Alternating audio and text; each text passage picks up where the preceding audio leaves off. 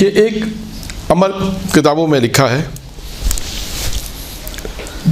جناب عباس کے حوالے سے کہ اگر کوئی کسی مشکل میں آئے، کسی پریشانی میں آئے، تو وہ ان عمل کو انجام دے سکتا ہے۔ اس میں کیا ہے؟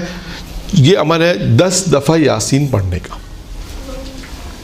10 دفعہ سورہ یاسین پڑھنا ہے۔ کس طرح پڑھنا ہے اس کی ترتیب یہ ہے۔ اچھا، اب آپ چاہیں تو آپ ایسے بھی عمل کر سکتی ہیں۔ مثال کے طور پہ آپ نے کہا میں عمل کرنا چاہتا ہوں، میرا کام مشکل ہے، میں عمل شروع کر رہی ہوں، اور 4 شب جمعہ یہ عمل آپ نے انجام دے دیا۔ ہو سکتا ہے درمیان میں کام ہو جائے تو آپ اس عمل کو مکمل کر لیں، ٹھیک ہے؟ یا ہو سکتا ہے کہ آپ منت مان لیں۔ اب یہ عمل جو ہے مجرب عمل ہے، چاہے اسے منت ماننے کی صورت میں آپ کریں، چاہے ویسے بھی کر سکتی ہیں کہ بھائی میری پریشانی ہے، میں عمل شروع کر رہی ہوں، مولا عباس کے توسل سے یہ عمل انجام دے رہی ہوں۔ 4 شب جمعہ، 4 شب جمعہ ہے۔ 10 یاسین کس طرح پڑھنی ہے؟ ایک شب جمعہ 3 دفعہ،